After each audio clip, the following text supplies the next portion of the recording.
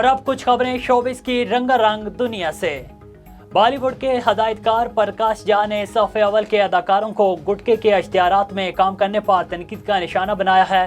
بھارتی media reports کے مطابق ہدایتکار پرکاش جھا نے ٹی وی انٹرویو میں کسی اداکار کا نام لیے بغیر کہا کہ صف اول کے اداکار میری فلموں میں کیوں کام کریں گے جب انہیں گٹکے کے اشتہار کے لیے 50 کروڑ روپے مل رہے ہیں اور وہ گٹکے بیچ رہے ہیں۔ ان کا مزید کہنا تھا کہ کئی عرصے سے کسی بڑے اداکار کے ساتھ کوئی فلم نہیں کی۔ جب اداکار گٹکے بیچنے سے زیادہ جاندار کردار پر کام کرنا چاہیں گے تو خود ہی میرے پاس آ جائیں گے۔ پاکستان کے سینئر اداکار فردوس جمال ایک مرتبہ پھر متنازع بیان کے باعث سوشل میڈیا کی زینت بنے ہوئے ہیں۔ کچھ روز قبل فردوس جمال نے نجی ٹی وی چینل کے پروگرام میں شرکت کی جس میں ان کے سامنے میزبان نے 5 اداکاروں کے نام لیے اور انہیں 10 میں سے نمبر دینے کا کہا گیا۔ اداکار فیصل قریشی سے متعلق سینئر اداکار نے کہا کہ انہیں 4 نمبر دوں گا۔